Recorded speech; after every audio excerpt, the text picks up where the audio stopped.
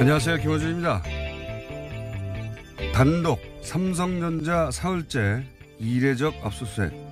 한국경제 어제자 기사입니다. 다스의 미국 변호사 비용을 삼성전자가 대납했다는 혐의 수사를 위해 검찰이 사흘 연속 삼성전자를 압수수색한 건 지나치다는 내용입니다. 이 압수수색으로 삼성이 크게 위축됐고 삼성 임직원들도 크게 당황했으며 삼성전자의 대외 신인도와 브랜드 가치에 부정적인 영향을 주고 있는데 삼성전자와 같은 글로벌 기업에 대한 압수수색은 제한적으로 진행돼야 한다고 이 기사는 주장하고 있습니다. 삼성전자 신인도와 브랜드 가치를 떨어뜨리고 삼성전자에 가장 부정적인 영향을 끼친 당사자는 최순실에게 말을 사주고 뒷돈을 대다 들킨 자기네들 부회장입니다.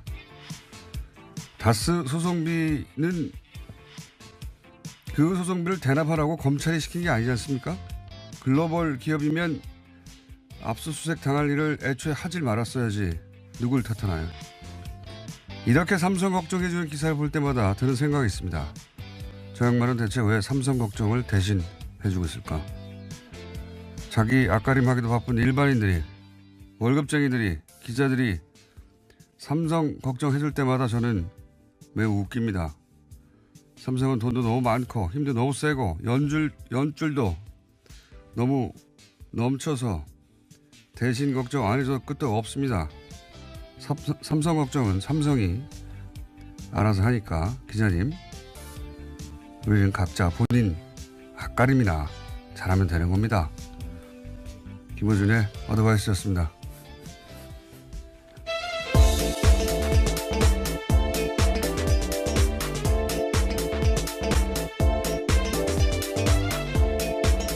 시사인의 김은지입니다. 삼성 걱정을 이렇게 많이 하나 모르겠어요, 저는. 예, 한국경제뿐만이 아니라 수많은 언론들이 하고 있습니다. 그 기사 쓰는 분들, 예. 본인이 앞가림이나 잘했으면 좋겠어요, 다들. 삼성이 걱정을 스스로 알아서 합니다. 예. 걱정부서 따로 있어요, 거기. 어마어마하게 커요. 걱정부서 하나가 이 기자님들이 소속된 회사보다 더 커요. 예, 같은 언론인으로서 사실 좀 민망한 상황인데요. 예. 걱정부서 하나가 기자님들이 속해 있는 언론사보다 더 부자예요. 걱정 안 하셔도 돼요. 예, 자기들이 다 알아서 걱정합니다. 자, 첫 번째 뉴스는 뭡니까? 네, 이현동 전 국세청장이 구속됐습니다. 이명박 정부 시절 국가정보원의 김대중 전 대통령 음해 공작 등에 대해서 협조한 대가로 대북 공작금 수천만 원을 받은 혐의인데요. 어제 영장실질심사가 있었습니다. 서울중앙지법 강부영 영장전담 판사가 밝힌 영장 발부 사유는 다음과 같습니다. 주요 범죄 혐의가 소명되고 증거를 인멸할 우려가 있다라는 겁니다. 이거 말 안 해도 돼요. 이거 이제 다 외웠어요, 사람들이. 영장 발부될 때는 혐의가 소명되고 인멸 위험이 있다. 뭐 이런 거고, 안 됐을 때는 인멸 위험이 없다. 뭐 이런 얘기인데, 이현동 전 국세청장은 지난주 잠시 말씀드렸지만, 이번에 구속된 건 국정원 이제 대북 공작금으로 김대중 노무현 전 대통령 해외 비자금 있나 찾다가. 네, 실패로 돌아갔다고 하는데요. 실패로 돌아갔지만 거의 10년 후에 이제 잡힌 것이고요. 예. 그래서 그 건으로 지금 되는 건데, 그런데 이제 지난주 잠시 말씀드렸지만 현재 핫한 삼성전자의 다스 미국 소송비 대납. 예. 이 건이 제가 아는 한 이현동 전 국세청장 역할이 있습니다. 예. 네, 추가 혐의가 또 생길 거라는 말씀이신 거죠? 현재 언론에 전혀 안 나오고 있는데, 이 다스 분야는 제가 또 전문가 아니겠습니까? 네. 아직 어디서도 안 나오는데 앞으로 나올 겁니다. 만약 안 나오면 제가 이 뉴스 공장에서 얘기하는 것으로. 아주 재밌는 스토리가 있거든요. 예. 그리고 이제 관련해서 이학수 전 부회장이죠. 예. 전 구제본 실장. 네, 그렇죠. 해외 체류하고 있는 건 바로 이 수사를 피하기 위한 게 아니겠냐고 제가 강력히 추정한 바 있는데, 아마 아프실 예정 기술 같은 거 쓰지 않겠는가. 네, 조만간 피해자로 소환한다고 하는데요. 예. 아프실 예정 기술이나 소환되지 않으려고 여러 가지 노력을 하겠죠. 예. 어쨌든 다 이현동 전 국세청장 관련된 이야기는 이렇게 연결해서 머릿속에 떠올리셔야 된다. 예, 나중에 다스 연결된다. 소송비 대납 관련까지 예. 이어진다라는 거죠. 나중에 연결된다. 안 나오면 제가 연결해 드릴게요. 자, 다음 뉴스는 네, 이상은 다스 회장의 아들 이동영 다스 부사장 기억하실 겁니다. 이 이동영 다스 부사장이 최근 검찰 조사에서 한 진술이 JTBC에 보도됐는데요. 아버지의 지분은 작은 아버지인 이명박 전 대통령의 것이다라고 시인했다는 겁니다. 지난달 24일만 하더라도요. 서울 동부지검에 조사받으러 가면서 포토라인 썼습니다. 그때는 아버님 것으로 생각한다라고 이야기했었는데 최근에 서울중앙지검 조사에서 말을 바꾼 겁니다. 그때 말씀드렸잖아요. 아버지 거라고 말해야지. 아버님 것으로 생각이 된다고 나는. 말이 안 되잖아요. 예. 이전 대통령, 이명박 전 대통령 기자회견 다음날 제가 다 끝났다고 말씀드렸는데, 이명박 전 대통령 주변에서 방어해주거나 보호해주거나 최소한 침묵해주는 사람들은 이유가 뭐겠어요? 이명박 전 대통령이 힘이 있다고 생각해서 그러는 거거든요. 예. 자기가 혼자 괜히, 진실을 말했다가 자기만 죽지 않겠나. 과거에 힘이 있을 땐 그랬으니까요. 근데 이 기자회견은 힘이 없다는 걸 보여준 기자회견이에요. 그 사람들은 굉장히 예민하게 그걸 바라봤을 텐데, 그러니까 버틸 이유가 없어지는 거죠. 그래서 저는 그 기자회견 하지 말았어야 된다고 몇 차례 얘기했는데, 말을 안 했으면 그럼 뭐가 있는 줄 알았을 거예요. 계속해서 뭔가 있다라는 암시는 계속 했었는데요. 예, 아무것도 없잖아요. 예. 그때 이미 끝났다. 이제 이렇게 일반인들은 버틸 이유가 없는 거예요. 더 이상. 예, 이런 얘기는 더 나올 것이고. 자, 관련 뉴스가 또 있나요? 다스 관련해서? 네, 관련해서요. 이동영 씨의 자세한 진술이 오늘 아침 한국일보에 소개됐습니다. 검찰이 이명박 전 대통령 아들 시영 씨가 도곡동 땅 매각 자금을 쌈짓돈처럼 썼다라는 정황을 포착해서 수사 중이라는 건데요. 이동영 씨에 따르면 2013년 정도에 이시영 씨가 이상은 회장 명의의 통장을 만들어 달라고 했다고 합니다. 여기에는 도곡동 땅 매각 자금 10억 원 정도가 입금됐고요. 또 이상은 회장의 다스 배당금 수억 원도 송금됐다라고 합니다. 이 돈을 자기 개인 돈처럼 쓰다가요. 지난해 12월 달에 이동영 부사장에게 통장을 돌려줬다라고 합니다.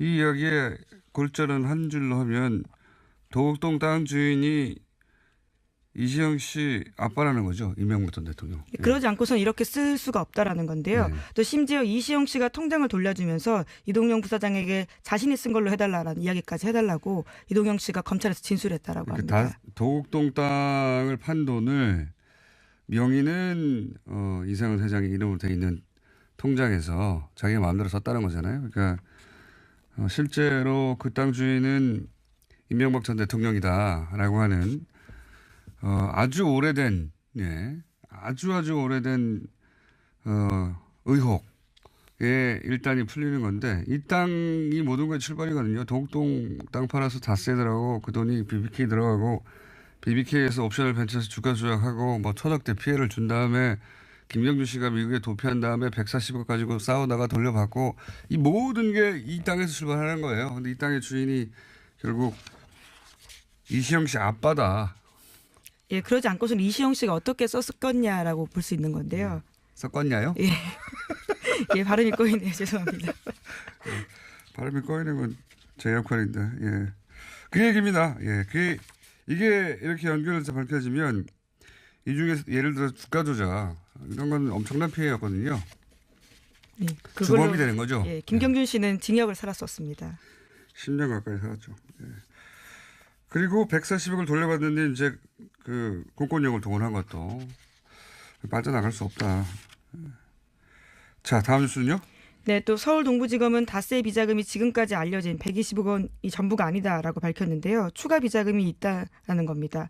다스에 다녔던 핵심 인물들이 매년 3, 40억 원씩 비자금 추가로 만들었다는 주장을 한 바가 있는데요. 이에 대해서 검찰이 사실인 걸로 확인했다고 합니다.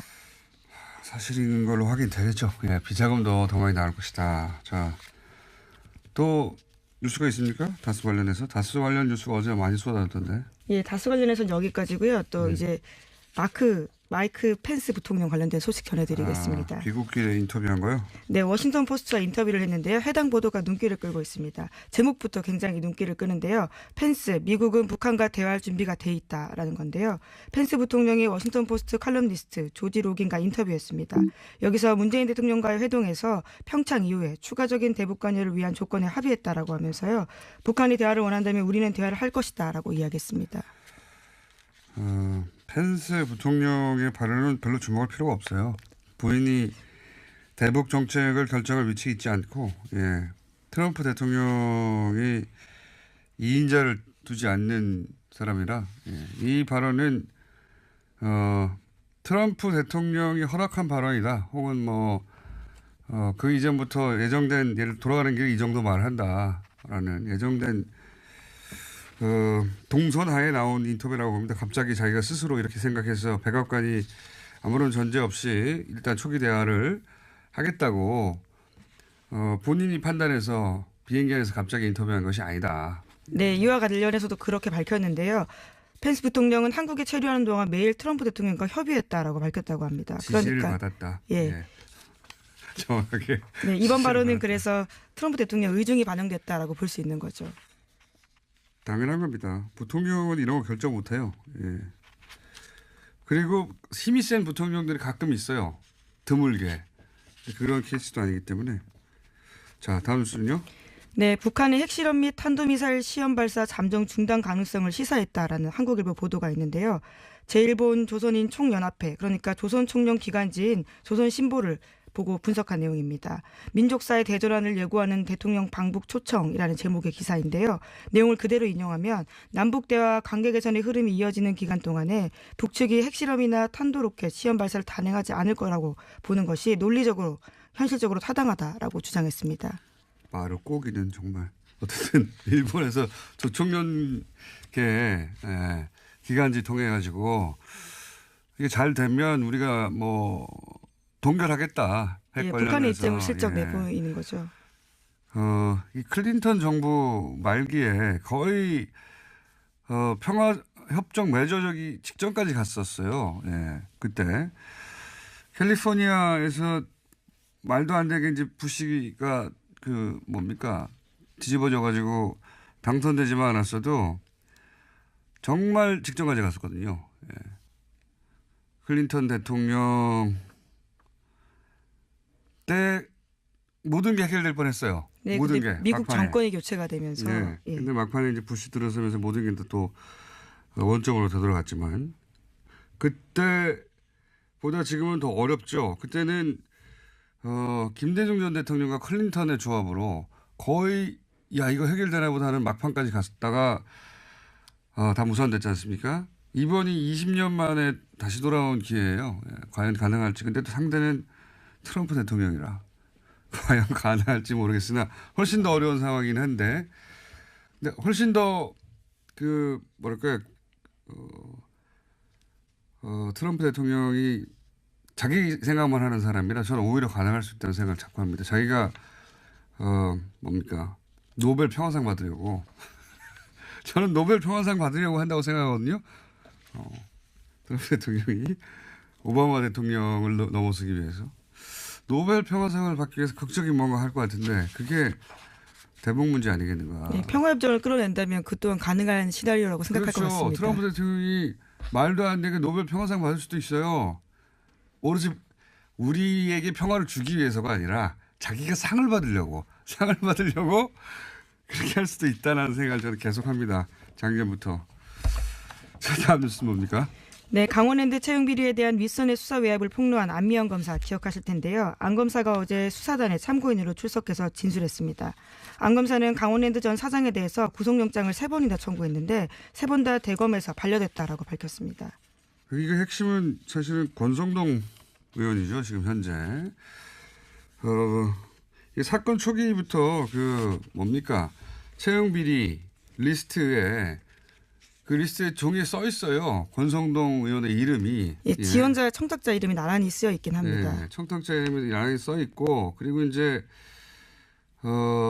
소위 이제 검찰이 확보했다고 하는 그 소위 브로커라고 봐야 되겠죠? 예. 브로커와 강원랜드 사장과 전 사장이죠. 전 사장과 통화 내용 중에 시사인이 보도했었죠, 이거. 예. 네. 예, 대포폰이 있었는데요. 네. 이 대포폰이 일종의 스모킹건 같은 역할을 하고 있습니다. 거기 보면은 권성동 의원하고 얘기를 했냐, 의논을 했냐, 이런 얘기 나옵니다, 다. 그리고 이 지금 구속된 최영집 전 강원랜드 사장, 채용 비리 핵심, 이 최 전 사장과 권성동 의원이 또 계속 연락을 주고받았다는 기록도 있고, 내용도 있고, 네. 예, 관련된 자료를 근거로 계속해서 수사를 진행하려고 했는데요. 안 검사의 수사를 막은 겁니다. 그러니까 권성동 의원의 연루는 명백합니다. 다만 어디까지 연루됐냐가 관건일 뿐인데 수사를 전혀 안 했으니까요. 네, 본인은 계속해서 부인하고 있는 상태고요. 심지어 안미연 검사를 고소한 상태입니다. 고소할 수 있죠. 예. 저도 고소를 많이 당해봤어요. 고소고발은. 자, 어쨌든 연루는 분명한데 어디까지 연루됐는지가 관건인데 이걸 수사를 해야 하나 수사를 못하고 있는 상황이다. 그리고 검찰 고위 간부가 그 이전에 계속 그걸 막았다. 이게 핵심이죠. 그거를 안미연 검사가 이제 참다 할 수 없이 폭로를 한 거고요. 굉장히 이례적인 겁니다. 개인적인 문제가 아니라 검찰 내 그 수사지휘 문제를 가지고 현직 검사가 이렇게 폭로한 건 제가 아는 한 처음이에요. 네, 수사를 하고 싶다고요. 검사가요. 이 같은 이야기를 한 겁니다. 수사하는 검사가요. 이런 건 처음이에요. 예를 들어서 뭐 서 검사, 이원정 검사 같은 케이스하고 또 다른 문제입니다. 이거는 검찰 지휘 체계, 검찰 동일체라고 하는 사실 그게 뭐 올바른 건 아닌 것 같은데 그 원칙을 처음으로 공개적으로 깬 용기로 따지면 대단한 용기의 인터뷰거든요. 예. 안 검사가 아무런 불이익 당하지 않고 이 수사가 제대로 돼야 되는데요. 자, 시간이 다 됐어요. 네. 조금 남았는데 옆에 어떤 분이 이미 들어 앉아 계세요. 네. 그래서 오늘 여기까지 해야 될 것 같습니다. 뉴스가 있긴 있었네요. 그 이건희 차명 계좌 과징금 부과해야 된다. 법제처가 어제 법령 해석을 내려가지고요. 네, 그걸 이제 해설할 분이 여기 나와 계십니다. 여기까지 하겠습니다. 시사인의 김은지였습니다. 감사합니다. 자, 바로 연결하겠습니다. 옆에 이미 앉아 계시기 때문에. 법제처에서 이 과징금 부과 처분을 내려서 이 건 관련해서는 거의 여기까지 단독 드리블로 밀고 왔다라고 말해도 좋을 박용진 의원 또 나오셨습니다. 안녕하십니까. 안녕하세요. 네. 더불어민주당 박용진입니다. 전화로 하려고 했는데 짧아서 나오셨어요. 네, 굳이 나왔습니다. 제가. 본인이 한 건이기 때문에. 일단 법제처 결정부터 알려주십시오. 어떻게 결정했는지. 그 전에 말씀드린 것처럼 그 금융실명법에는요 93년 8월 12일 이전에 개설된 금융실명법이 공포되기 금융실명제도가 공포되기 전에 개설된 계좌에 대해서는 원금의 50%를 다 과징금으로 징수하도록 되어 있습니다. 그러니까 숨겨놨던 돈은 절반은 내놓으라는 거예요. 그렇습니다. 그래서 4조 5천억 원에 달하는 이건희 차명계좌와 관련해서 처음에는 20개인 줄 알았더니 나중에 저희가 몰고 몰아봤더니 27개로 확인된 이건희 차명계좌 중 93년 8월 12일 이전 개설 계좌에 대한 과징금을 매겨야 된다. 이게 이제 더불어민주당의 주장이었고요. 금융행정혁신위원회 다시 말해서 금융권의 적폐를 확인하고 해결하기 위해서 만들어 놓은 위원회에서도 과징금 매기는 게 당연하다. 그랬는데 우리의 금융위원회가 못하겠다. 왜 그러냐 하고 덤볐죠. 금융위도 안 한다고 그러고 국세청도 미제문이었고 그러고. 예, 그래서 결국은 못하는 줄 알았는데 이걸 법제처로 넘겼어요. 해석을. 법제처가 이호여사에 대한 해석을 내렸고 방금 우리 김 기자님께서 말씀하신 것처럼 과징금 부과는 너무 당연하다. 이런 그거는 뭐 나왔습니다. 일반인의 상식이에요. 맞습니다. 너무 상식적인 거를 지금 십몇 년 동안 못하고 있었던 거죠. 십몇 년이 뭡니까? 지금 몇 년 됐어요 지금. 이게 2008년에 알려진 거니까 지금 10년. 네, 알려진 지 이후로도 10년. 그리고 금융실명법이 도입된 지는 24년, 25년이 되어가고 있습니다. 그러니까 이게 그리고 삼성의 힘이 이렇게 센 거예요. 그리고 제가 지난 10월 16일 날 이 문제를 우리 국정감사에서 제기한 뒤로부터는 지금까지 똑같이 버티고 왔으니까요. 엄청난 삼성 감싸기와 시간 끌기의 결과가 지금 이렇습니다. 그러니까 이게 법에 그렇게 써 있거든요. 법에 그렇게 써 있고요. 너무나 당연한 법이 일인데. 20몇 년 전에 만들어져서 그게 써 있어요. 그렇게 하라고 과징금 내라고 써 있는 숨긴 돈 절반 내놔 써놨거든요. 안 내놔요 그냥. 이제 답답한 건 뭐냐면 이 금융실명제도, 금융실명법을 운영하고 제대로 적용해서 우리 사회에 이른바 금융실명법이 안착돼서요. 내 돈 내 이름으로 남의 돈 내 이름으로 하지 않고 내 돈 내 이름으로 하고 세금 제대로 내고 하라고 하는 그 제도를 제대로 안착시키기 위한 역할을 맡은 부서가 어디냐면 금융위원회예요. 아니, 이런 데서 제일 앞장서 가지고 이런 짓을 하고 있었어요. 삼성 대신에 그거 안 내도 된다고 법에 써 있어요. 내라고. 이게 이제야 정상적인 결정이 10년 만에 났는데 문제는 그렇게 해서 거둘 수 있는 돈이 있습니까? 지금 걷어야 된다라고 하는 건데 이제 제가 또 답답한 건 뭐냐면 이 확인이 법제처 확인이 나오자마자 빛의 속도로 뭐라고 그러냐면 금융당국이 그거 관련한 증빙 자료가 없는데요. 이런 얘기는 하고 있습니다. 그러니까 이제 이 통장들이 개설돼 있던 은행들이 예. 그거 10년 지나가지고 기록이 없다고 나오는 거 아닙니까? 제가 보기에는 이거 나올까봐 다 없애버린 것 같아요. 실제로 2008년 특검 당시에요. 삼성증권에 있었던 그 관련 계좌들은 삼성증권에서 파기해버린 걸로 네, 파기 알고 있고요. 했고요. 예. 그리고 그때 27개 진짜. 계좌 중에 삼성증권 도둑놈들. 3개가 있는데 나머지 것들은 다른 은행. 의원님 도둑놈들 아닙니까 이거? 세금 내야 되는데 안 내면 끝까지 쫓아가가지고 다 걷잖아요 일반인들. 도둑도 있고요. 도둑에 대한 방조범도 있습니다. 이게 공범이죠 공범 이 정도면. 예, 하수인 협력한 사람들도 있습니다. 하수인들 엄청 큰 도둑이 하나 있고요. 거기서 무슨 떡고물이 떨어지는지. 근데 제가 여당이니까 네. 정부 측에 대해서 너무 세게 하면 안 된다라고 하는. 그럼 도둑놈 주변에 내가 말할게요. 예, 이런저런 얘기가 있으니 제가 말은 조심하겠으니 공장장께서 적극적으로 얘기해 주십시오. 이거 도둑이지 뭐예요. 예, 아니 예. 정상적으로 낸 사람 얼마나 억울합니까? 여기는 예, 예. 예. 저는 여당입니다. 예, 예, 예. 아니 이거 내야 되는 거란 말이죠. 그냥 네. 뭐 고민의 여지도 없이 내야 되는 건데 그냥 안 낸 세월도 너무 오래됐고 이제 내려고 그랬더니 은행들이 다 그 기록이 없다고. 열받아 진짜. 그 또 못 걷게 생겼어요. 이거 기록이 없다니까. 제가 지금 말씀드리고 싶은 게 그건데요. 10월 16일 작년 10월 16일 날 과세와 과징금 걷자 그랬더니 못하겠습니다라고 버텼던 금융위원회.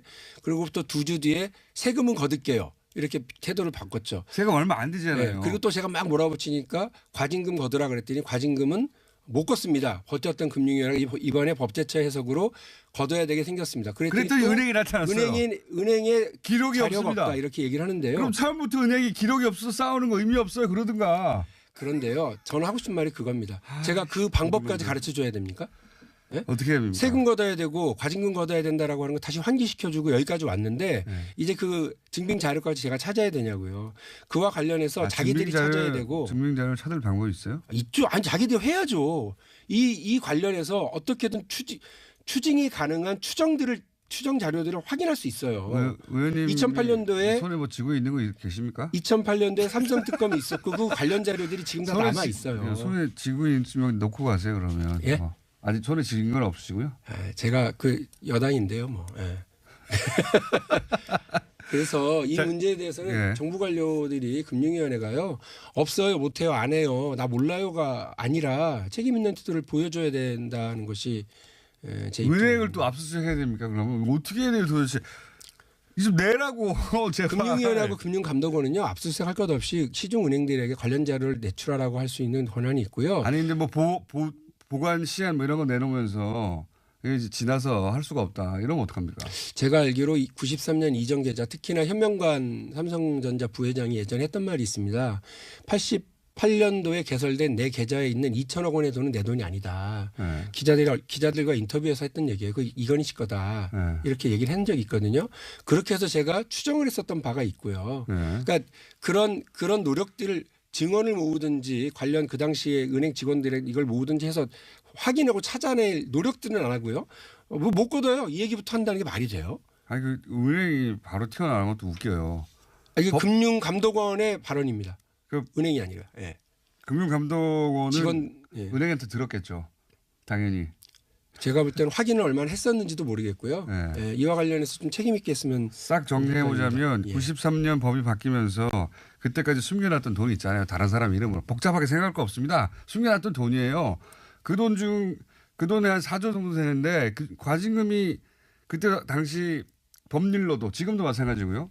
숨겨놨던 돈 다른 사람 이름으로 절반 내라는 겁니다. 그동안 이때 안 냈어. 계속. 네. 계속 안 내다가 2008년에 들켰어요. 들켰는데 그때부터 지금까지 계속해서 그 돈을 거둬야 될 책임이 있는 혹은 뭐 지휘해야 될 책임이 있는 곳에서 그 돈을 안 거둬도 된다고 계속 얘기해 준 거예요. 정확하게 말씀하셨어요. 네. 안 거둬도 된다고. 그다음에 국세청도 안 해도 된다고. 그렇죠. 그러니까 2008년은 우리나라의 블랙홀. 도둑놈들이에요. 도둑놈들. 네. 네네 하셔야죠. 네네네. 블랙홀 같은 한 해인데 2008년이 이때 MB 정부가 시작이 되고요. BBK 특검은 은폐 특검이 돼버렸고요. 삼성 특검은 면죄부 특검으로 끝났습니다. 그래서 금융위원회는 그 당시 이건 위반이 금융실명법 위반이 아니라고 해석을 해서 지금 공장장 말씀하신 것처럼 이렇게까지 온 거죠. 그러니까 오히려 삼성의 차명 계좌를 삼성 이건희 회장 돈으로 넣어주는 역할만 해줬을 뿐이고요. 그러니까요. 거기에 대한 세금과 제대로 된 과징금을 거두려는 노력도 하지 않았던 겁니다. 아니 10년 동안. 예. 예를 들어서 김영철 변호사가 완전 목을 걸고 폭로했잖아요. 네. 네, 폭로했는데 거꾸로 그 폭로한 돈을 다 쌈짓돈으로 챙겨갔어요. 이게 말도 안 되는 도둑놈들. 네네. 맞습니다. 네네. 네. 아, 제가 이거 하나 읽으려고 좀 써놨는데 도둑놈과 그 공범들이에요. 네. 하나 써놨는데 읽어도 돼요? 이거 읽고 가십시오. 이제. 왜냐하면 우리 공장장님이 막 네. 얘기를 하시면 제가 해야 될 얘기 못하고 한 적이 많아서 자 읽을게요. 네. 이건희가 차명 계좌에 4조 5천억을 숨겨놔도 감옥 가지 않았습니다. 법이 그렇답니다. 이재용이 이건희의 숨겨진 돈에 금융실명법에 따른 세금과 과징금을 매겨야 한다고 했더니 그렇게 못한답니다. 법이 그렇답니다. 이재용이 뇌물과 국민연금 통해서 삼성물산을 날로 먹어도 석방됩니다. 법이 그렇답니다. 이건희의 자녀들이 회사 돈으로 집수리를 해도 3억밖에 안 된다고 조사도 안 합니다. 법이 그렇답니다. 버스 운전기사는 2,400원의 버스비를 횡령했습니다. 해고됐습니다. 법이 그렇답니다. 대한민국이 법이 그렇다고 의원님, 아직도 많이 관료들이 남았습니까? 그랬습니다. 이런 일 저질러 놓은 관료들에 대해서 네. 처벌하고 책임 묻는 게 나라다운 나라 만드는 일이라고 저는 생각합니다. 의원님 그 마지막 방식은 효과가 없는 것 같아요. 그냥 저하고 주고받는 게 더 나을 것 같아요. 그런가요? 아유, 제가 일부러 써놨는데 속이 되게 상해서 그래요. 정말. 아니 그러니까 복잡하게 얘기하면 안 돼요. 이건 그냥 모두가 다 하는데 삼성이라서 빠져나간 거예요. 그것도 국가기관에서 더 도와줘가지고. 네네. 네. 네네. 자, 오늘은 네네 여기까지 하고요. 네네. 의원님 호는 그럼 네네로 하죠. 전에는 뭐 조지다러시더니 주장이었고요. 네. 금융행정혁신위원회 다시 말해서 금융권의 적폐를 확인하고 해결하기 위해서 만들어 놓은 위원회에서도 과징금 매기는 게 당연하다. 네. 그랬는데 우리의 금융위원회가 네. 못하겠다. 왜 그러냐 그러니까요. 하고 덤볐죠. 금융위도 그랬습니다. 안 한다고 그러고 국세청도 미제분적 그러고. 예, 그래서 결국은 못하는 줄 알았는데 네. 이걸 법제처로 넘겼어요. 해석을. 법제처가 이호여사에 대한 해석을 내렸고 방금 우리 김 기자님께서 말씀하신 것처럼 과징금 부과는 너무 당연하다. 이런 그거는 결론이 뭐 나왔습니다. 일반인의 상식이에요. 맞습니다. 너무 상식적인 거를 지금 십몇 년 동안 못 하고 있었던 거죠. 십몇 년이 뭡니까? 지금 몇 년 됐어요 지금. 이게 2008년에 알려진 거니까 지금 10년. 네, 알려진 지 이후로도 10년. 그리고 금융실명법이 도입된 지는 24년, 25년이 되어가고 있습니다. 그러니까 이게 그리고 삼성의 힘이 이렇게 센 거예요. 그리고 네. 제가 지난 10월 16일 날 이 문제를 우리 국정감사에서 제기한 뒤로부터는 지금까지 똑같이 버티고 왔으니까요. 엄청난 삼성 감싸기와 시간 끌기의 결과가 지금 이렇습니다. 그러니까 이제 이게 법에 그렇게 써 있거든요. 법에 그렇게 써 있고요. 법에- 너무나 당연한 법이 일인데 20몇 년 전에 만들어져서 그게 써 있어요. 그렇게 하라고 과징금 내라고 써 있는 숨긴 돈 절반 내라 써놨거든요. 안 내놔요 그냥. 이제 답답한 건 뭐냐면 이 금융실명제도, 금융실명법을 운영하고 제대로 적용해서 우리 사회에 이른바 금융실명법이 안착돼서요. 내 돈 내 이름으로 남의 돈 내 이름으로 하지 않고 내 돈 내 이름으로 하고 세금 제대로 내고 하라고 하는 그 제도를 제대로 안착시키기 위한 역할을 맡은 부서가 어디냐면 금융위원회예요. 아니, 근데 이런 그 데서 제일 금융위원회가 앞장서 가지고 이런 짓을 하고 있었으니 삼성 대신에 그거 안 내도 된다고 법에 써 있어요. 내라고. 그 아 이게 이제야 정상적인 결정이 10년 만에 났는데 네. 문제는 그렇게 해서 거둘 수 있는 돈이 있습니까? 지금 걷어야 된다라고 하는 건데 이제 제가 또 답답한 건 뭐냐면 이 확인이 법제처 확인이 나오자마자 빛의 속도로 뭐라고 그러냐면 금융당국이 그거 관련한 증빙 자료가 없는데요. 이런 얘기는 하고 있습니다. 그러니까 이제 이 통장들이 개설돼 있던 은행들이 예. 그거 10년 지나가지고 기록이 없다고 나오는 거 아닙니까? 제가 보기에는 이거 나올까 봐 다 없애버린 것 같아요. 실제로 2008년 특검 당시에 삼성증권에 있었던 그 관련 계좌들은 삼성증권에서 파기해버린 걸로 네, 파기 알고 일부 있고요. 했고요. 예, 그리고 그때 27개 진짜. 계좌 중에 삼성증권 도둑놈들. 3개가 있는데 나머지 것들은 다른 은행. 의원님 도둑놈들 아닙니까 이거? 세금 내야 되는데 안 내면 끝까지 쫓아가가지고 다 걷잖아요 일반인들. 도둑도 있고요. 도둑에 대한 방조범도 있습니다. 이게 공범이죠 공범 이 정도 되면. 예, 하수인 협력한 사람들도 있습니다. 하수인들 엄청 큰 도둑이 하나 있고요. 거기서 무슨 떡고물이 떨어지는지. 근데 제가 여당이니까 네.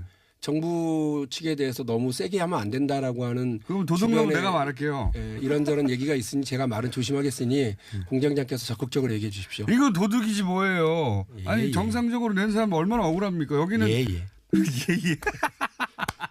저는 여당입니다. 예. 아니 이거 내야 되는 거란 말이죠. 그냥 뭐 고민의 여지도 없이 내야 되는 건데 그냥 안 낸 세월도 너무 오래됐고 이제 내려고 그랬더니 은행들이 다 그 기록이 없다고. 열받아 진짜. 또 못 걷게 생겼어요. 이거 기록이 없다니까. 제가 지금 말씀드리고 싶은 게 그건데요. 작년 10월 16일 날 과세와 과징금 걷자 그랬더니 못하겠습니다라고 버텼던 금융위원회. 그리고 또 2주 뒤에 세금은 거둘게요. 이렇게 태도를 바꿨죠. 세금 얼마 안 되잖아요. 그리고 또 제가 막 몰아붙이니까 과징금 거두라 그랬더니 과징금은 못 걷습니다. 버텼던 금융위원회가 이번에 법제처 해석으로 거둬야 되게 생겼습니다. 그랬더니 은행이 나타났어요. 은행에 기록이 자료가 없습니다. 없다 이렇게 얘기를 하는데요. 그럼 처음부터 은행이 기록이 없어서 싸우는 거 의미 없어요. 그러든가. 그런데요. 저는 하고 싶은 말이 그겁니다. 제가 그 방법까지 가르쳐 줘야 됩니까? 네? 어떻게 해야 됩니까? 세금 걷어야 되고 과징금 걷어야 된다라고 하는 거 다시 환기시켜주고 여기까지 왔는데 이에게 평화를 주기 위해서가 아니라 자기가 상을 받으려고 그렇게 할 수도 있다는 생각을 저는 계속합니다. 작년부터. 자, 다음 뉴스는 뭡니까? 네, 강원랜드 채용 비리에 대한 윗선의 수사 외압을 폭로한 안미영 검사 기억하실 텐데요. 안 검사가 어제 수사단에 참고인으로 출석해서 진술했습니다. 안 검사는 강원랜드 전 사장에 대해서 구속영장을 3번이나 청구했는데 3번 다 대검에서 반려됐다라고 밝혔습니다. 이게 핵심은 사실은 권성동 의원이죠. 지금 현재. 이 사건 초기부터 채용 비리 리스트에 종이에 써 있어요. 권성동 의원의 이름이. 지원자 청탁자 이름이 나란히 쓰여 있긴 합니다. 청탁자 이름이 나란히 써 있고 그리고 이제 소위 이제 검찰이 확보했다고 하는 그 소위 브로커라고 봐야 되겠죠? 예. 브로커와 강원랜드 사장과 전 사장이죠. 전 사장과 통화 내용 중에 시사인이 보도했었죠, 이거. 예. 네. 대포폰이 있었는데요. 네. 이 대포폰이 일종의 스모킹건 같은 역할을 하고 있습니다. 거기 보면은 권성동 의원하고 얘기를 했냐, 의논을 했냐, 이런 얘기 나옵니다, 다. 그리고 이 지금 구속된 최영집 전 강원랜드 사장, 채용 비리 핵심, 이 최 전 사장과 권성동 의원이 또 계속 연락을 주고받았다는 기록도 있고, 내용도 있고, 네. 관련된 자료를 근거로 계속해서 수사를 진행하려고 했는데요. 안 검사의 수사를 막은 겁니다. 그러니까 권성동 의원의 연루는 명백합니다. 다만 어디까지 연루됐냐가 관건일 뿐인데 수사를 전혀 안 했으니까요. 네, 본인은 계속해서 부인하고 있는 상태고요. 심지어 안미영 검사를 고소한 상태입니다. 고소할 수 있죠. 예. 저도 고소를 많이 당해봤어요. 고소고발은.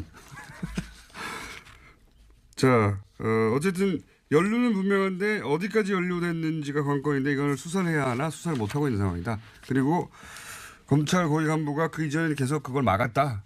이게 핵심이죠. 그거를 안미영 검사가 이제 참다 할 수 없이 폭로를 한 거고요. 굉장히 이례적인 겁니다. 개인적인 문제가 아니라 검찰 내 그 수사지휘 문제를 가지고 현직 검사가 이렇게 폭로한 건 제가 아는 한 처음이에요. 네, 수사를 하고 싶다고요. 검사가요. 이 같은 이야기를 한 겁니다. 수사하는 검사가요. 이런 건 처음이에요. 예를 들어서 서 검사, 이원정 검사 같은 케이스하고 또 다른 문제입니다. 이거는 검찰 지휘 체계, 검찰 동일체라고 하는 사실 그게 올바른 건 아닌 것 같은데 그 원칙을 처음으로 공개적으로 깬 용기로 따지면 대단한 용기의 인터뷰거든요. 예. 안 검사가 아무런 불이익 당하지 않고 이 수사가 제대로 돼야 되는데요. 자, 시간이 다 됐어요. 네. 조금 남았는데 옆에 어떤 분이 이미 들어 앉아 계세요. 네. 그래서 오늘 여기까지 해야 될 것 같습니다. 뉴스가 있긴 있었네요. 이건희 차명 계좌 과징금 부과해야 된다. 법제처가 어제 법령 해석을 내려가지고요. 네, 그리고 이제 해설할 분이 여기 나와 계십니다. 여기까지 하겠습니다. 시사인의 김은지였습니다. 감사합니다. 자, 바로 연결하겠습니다. 옆에 이미 앉아 계시기 때문에.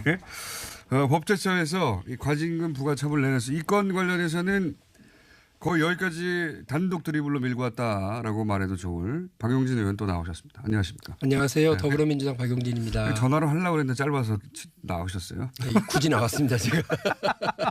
본인이 한 건이기 때문에. 일단 법제처 결정부터 알려주십시오. 어떻게 결정했는지. 전에 말씀드린 것처럼 금융실명법에는요 93년 8월 12일 이전에 개설된 금융실명법이 금융실명제도가 공포되기 전에 개설된 계좌에 대해서는 원금의 50%를 다 과징금으로 징수하도록 되어 있습니다. 그러니까 숨겨놨던 돈은 절반은 내놓으라는 거예요. 그렇습니다. 그래서 4조 5천억 원에 달하는 이건희 차명계좌와 관련해서 처음에는 20개인 줄 알았더니 나중에 저희가 몰고 몰아봤더니 27개로 확인된 이건희 차명계좌 중 93년 8월 12일 이전 개설 계좌에 대한 과징금을 매겨야 된다. 이게 이제 더불어민주당 구재본 실장. 네, 그렇죠. 해외 체류하고 있는 건 바로 이 수사를 피하기 위한 게 아니겠냐고 제가 강력히 추정한 바 있는데 아마 아프실 예정 기술 같은 거 쓰지 않겠는가. 네, 조만간 피해자로 소환한다고 하는데요. 네, 아프실 예정 기술이나 소환되지 않으려고 여러 가지 노력을 하겠죠. 예. 어쨌든 다 이현동 전 국세청장 관련된 이야기는 이렇게 연결해서 머릿속에 떠올리셔야 된다. 예, 나중에 다스 소송비 연결된다. 대납 관련까지 예. 이어진다라는 거죠. 나중에 연결된다. 안 나오면 제가 연결해 드릴게요. 자, 다음 뉴스는. 네, 이상은 다스 회장의 아들 이동영 다스 부사장 기억하실 겁니다. 이 이동영 다스 부사장이 최근 검찰 조사에서 한 진술이 JTBC에 보도됐는데요. 아버지의 지분은 작은 아버지인 이명박 전 대통령의 것이다라고 시인했다는 겁니다. 지난달 24일만 하더라도요. 서울 동부지검에 조사받으러 가면서 포토라인 썼습니다. 그때는 아버님 것으로 생각한다라고 이야기했었는데 최근에 서울중앙지검 조사에서 말을 바꾼 겁니다. 그때 말씀드렸잖아요. 아버지 거라고 말해야지. 아버님 것으로 생각이 된다고 나는. 말이 안 되잖아요. 예. 이전 대통령, 이명박 전 대통령 기자회견 다음날 제가 다 끝났다고 말씀드렸는데 이명박 전 대통령 주변에서 방어해주거나 보호해주거나 최소한 침묵해주는 사람들은 이유가 뭐겠어요. 이명박 전 대통령이 힘이 있다고 생각해서 그러는 거거든요. 예. 자기가 혼자 괜히 진실을 말했다가 자기만 죽지 않겠나. 과거에 힘이 있을 땐 그랬으니까요. 근데 이 기자회견은 힘이 없다는 걸 보여준 기자회견이에요. 그 사람들은 굉장히 예민하게 그걸 바라봤을 텐데, 그러니까 버틸 이유가 없어지는 거죠. 그래서 저는 그 기자회견 하지 말았어야 된다고 몇 차례 얘기했는데, 말을 안 했으면 그럼 뭐가 있는 줄 알았을 거예요. 계속해서 뭔가 있다라는 암시는 계속했었는데요. 예, 아무것도 없잖아요. 예, 그때 이미 끝났다. 이제 이렇게 일반인들은 버틸 이유가 없는 거예요. 더 이상. 예, 이런 얘기는 더 나올 것이고. 자, 관련 뉴스가 또 있나요? 다스 관련해서? 네, 관련해서요. 이동영 씨의 자세한 진술이 오늘 아침 한국일보에 소개됐습니다. 검찰이 이명박 전 대통령 아들 시영 씨가 도곡동 땅 매각 자금을 쌈짓돈처럼 썼다라는 정황을 포착해서 수사 중이라는 건데요. 이동영 씨에 따르면 2013년 정도에 이시영 씨가 이상은 회장 명의의 통장을 만들어 달라고 했다고 합니다. 여기에는 도곡동 땅 매각 자금 10억 원 정도가 입금됐고요. 또 이상은 회장의 다스 배당금 수억 원도 송금됐다라고 합니다. 이 돈을 자기 개인 돈처럼 쓰다가요. 지난해 12월 달에 이동영 부사장에게 통장을 돌려줬다라고 합니다. 이 이야기의 골자는 한 줄로 하면 도곡동 땅 주인이 이시영 씨 아빠라는 거죠. 이명박 전 대통령. 그러지 않고선 이렇게 쓸 수가 없다라는 건데요. 또 심지어 이시영 씨가 통장을 돌려주면서 이동영 부사장에게 자신이 쓴 걸로 해달라는 이야기까지 해달라고 이동영 씨가 검찰에서 진술했다라고 합니다. 도곡동 땅을 판 돈을 명의는 이상은 회장의 이름으로 돼 있는 통장에서 자기가 마음대로 썼다는 거잖아요. 그러니까 실제로 그 땅 주인은 이명박 전 대통령이다라고 하는 아주 오래된, 예, 아주 오래된 의혹에 일단이 풀리는 건데 이 땅이 모든 건 출발이거든요. 동동 땅 팔아서 다세들하고 그 돈이 BBK 들어가고 BBK에서 옵셔널 벤처에서 주가 조작하고 뭐 천억대 피해를 준 다음에 김경준 씨가 미국에 도피한 다음에 140억 가지고 싸우다가 돌려받고 이 모든 게 이 땅에서 출발하는 거예요. 근데 이 땅의 주인이 결국 이시영 씨 아빠다. 예, 그러지 않고서는 이시영 씨가 어떻게 썼겠냐라고 볼 수 있는 건데요. 섞었냐요? 예. 예, 발음이 꼬이네요. 죄송합니다. 발음이 꼬이는 건 제 역할인데, 예. 그 얘기입니다. 예. 이게 이렇게 연결해서 밝혀지면 이 중에 예를 들어 주가 조작 이런 건 엄청난 피해였거든요. 예, 주범이 되는 거죠. 예, 김경준 씨는 징역을 살았었습니다. 10년 가까이 살았죠. 예. 그리고 140억을 돌려받는데 이제 그 공권력을 동원한 것도 빠져나갈 수 없다. 예. 자, 다음 뉴스는요? 네, 또 서울 동부지검은 다세 비자금이 지금까지 안녕하세요. 김호준입니다. 단독 삼성전자 사흘째 이례적 압수수색. 한국경제 어제자 기사입니다. 다스의 미국 변호사 비용을 삼성전자가 대납했다는 혐의 수사를 위해 검찰이 사흘 연속 삼성전자를 압수수색한 건 지나치다는 내용입니다. 이 압수수색으로 삼성이 크게 위축됐고 삼성 임직원들도 크게 당황했으며 삼성전자의 대외 신인도와 브랜드 가치에 부정적인 영향을 주고 있는데 삼성전자와 같은 글로벌 기업에 대한 압수수색은 제한적으로 진행돼야 한다고 이 기사는 주장하고 있습니다.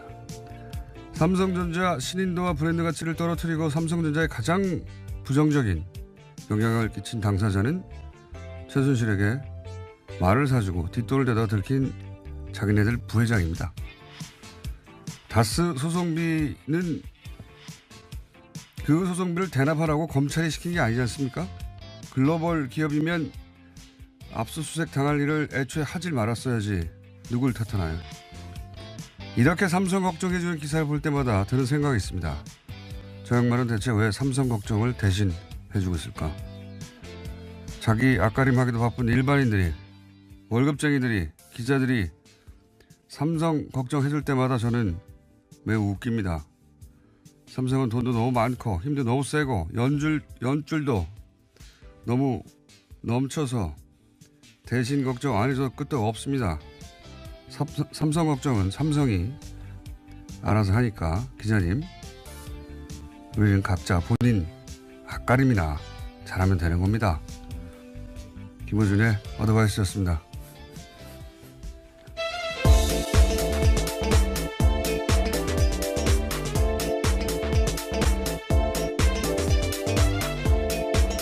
시사인의 김은지입니다. 삼성 걱정을 이렇게 많이 하나 모르겠어요, 저는. 예, 한국경제뿐만이 아니라 수많은 언론들이 하고 있습니다. 그 기사 쓰는 분들, 예. 본인이 앞가림이나 잘했으면 좋겠어요, 다들. 삼성은 삼성이 걱정을 스스로 알아서 합니다. 예. 걱정 부서 따로 있어요, 거기. 어마어마하게 커요. 걱정 부서 하나가 이 기자님들이 소속된 회사보다 더 커요. 예, 같은 언론인으로서 사실 좀 민망한 상황인데요. 예.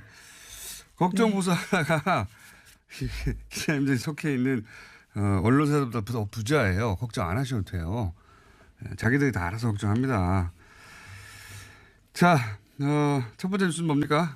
네, 이현동 전 국세청장이 구속됐습니다. 이명박 정부 시절 국가정보원의 김대중 전 대통령 음해 공작 등에 대해서 협조한 대가로 대북 공작금 수천만 원을 받은 혐의인데요. 어제 영장실질심사가 있었습니다. 서울중앙지법 강부영 영장전담 판사가 밝힌 영장 발부 사유는 다음과 같습니다. 주요 범죄 혐의가 소명되고 증거를 인멸할 우려가 있다라는 겁니다. 이거 말 안 해도 돼요. 이거 이제 다 외웠어요, 사람들이. 영장 발부될 때는 혐의가 소명되고 인멸 위험이 있다. 뭐 이런 거고 안 됐을 때는 인멸 위험이 없다. 뭐 이런 얘기인데 이현동 전 국세청장은 지난주 잠시 말씀드렸지만 이번에 구속된 건 국정원 이제 대북 공작금으로 김대중 노무현 전 대통령 해외 비자금 있나 찾다가 네, 실패로 돌아갔다고 하는데요. 실패로 돌아갔지만 거의 10년 후에 이제 잡힌 것이고요. 예.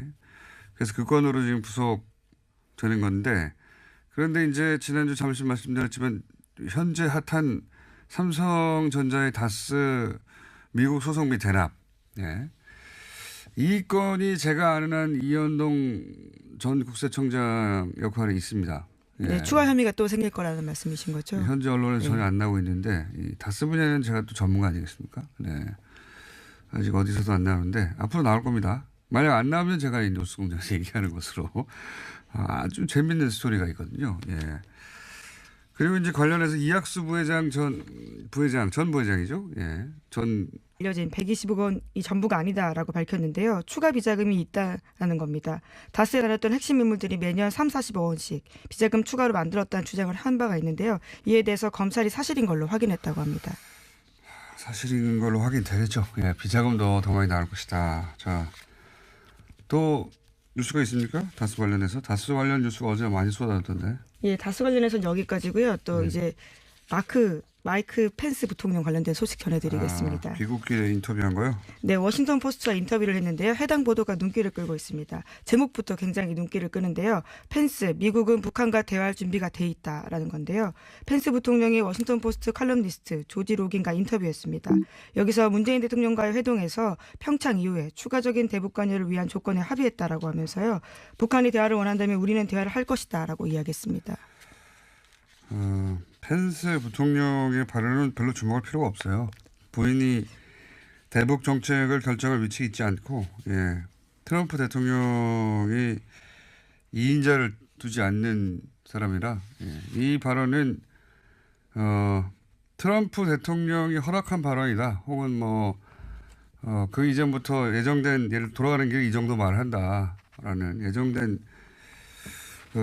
동선하에 나온 인터뷰라고 봅니다. 갑자기 자기가 스스로 이렇게 생각해서 백악관이 아무런 전제 없이 일단 초기 대화를 하겠다고 본인이 판단해서 비행기 안에서 갑자기 인터뷰한 것이 아니다. 네, 이와 관련해서도 그렇게 밝혔는데요.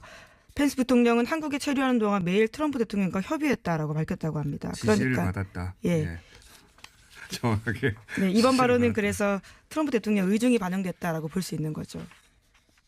당연한 겁니다. 부통령은 이런 거 결정 못해요. 예.